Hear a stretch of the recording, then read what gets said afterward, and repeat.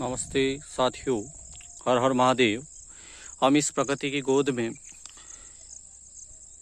भगवान जो शिव हैं उनका ये जो प्रसिद्ध महीना है सावन मास, जिसको हम श्रावण भी कहते हैं और बोलचाल की भाषा में सावन मास भी कहते हैं। तो इस प्रकृति की गोद में श्रावण मास का आनंद लेते हुए कहीं न कहीं शिवजी भगवान यहाँ इस सावन मास के अंतर्गत प्रकृति पे मौजूद है, तो उनका हम ध्यान करते हैं। और सावन मास के अंतर्गत शिवजी जो भगवान हैं उनका इतना ज़्यादा महत्व क्यों है, उसके ऊपर हम थोड़ी दृष्टिकोण थोड़ा उसके ऊपर प्रकाश डालते हैं कि शिवजी भगवान की आराधना क्यों की जाती है। तो उसके अंतर्गत दो मान्यताएं प्रचलित हैं। ये इसी सावन महीने के अंदर ही जो समुद्र मंथन हुआ था, जिसमें जो देवी देवता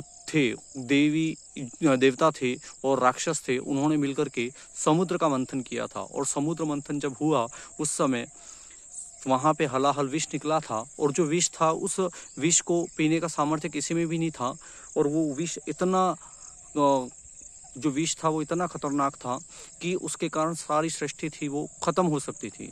तो उस समय जो भगवान शिव जी थे वो आगे आते हैं और उस हलाहल विष का सेवन करते हैं। और हलाहल विष का सेवन करने के कारण भगवान जो शिव जी थे उनके शरीर का तापमान होता है वो बढ़ जाता है और उनको क्रोध आने लगता है, जिसके कारण भगवान जो विष्णु थे वो अन्य देवताओं से आग्रह करते हैं कि आप सभी मिलकर के भगवान जो शिव जी हैं उनका जलाभिषेक करो, जिससे कि उनका जो क्रोध है वो शांत हो। और उसी के कारण सभी जो देवता होते हैं तथा विष्णु भगवान स्वयं जो होते हैं वो शिव जी के ऊपर जल का अभिषेक करते हैं, जिससे उनका क्रोध शांत होता है।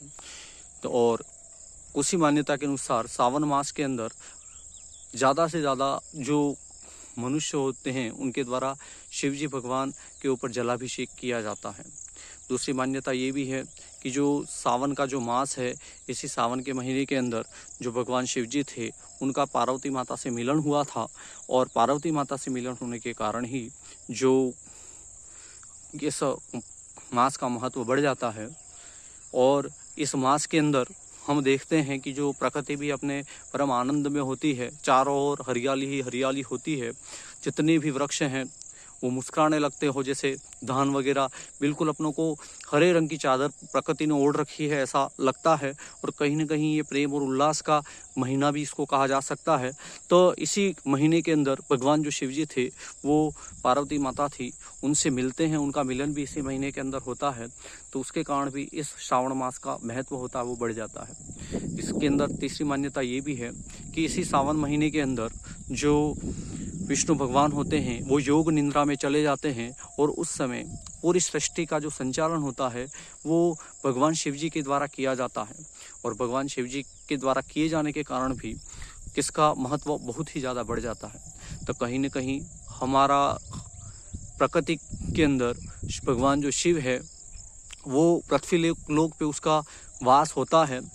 और हम आज उस परम ब्रह्म जो शिवजी हैं उस शिवजी की आराधना करते हुए एक बहुत ही प्यारा और बहुत ही सुंदर मंत्र है उसका मंत्रोच्चार करते हैं। यदि हम आंखें बंद करके यदि इस मंत्र का मंत्रोच्चार करें तो हमको कहीं न कहीं शिव भगवान की प्रकृति के अंतर्गत अनुभूति होती है।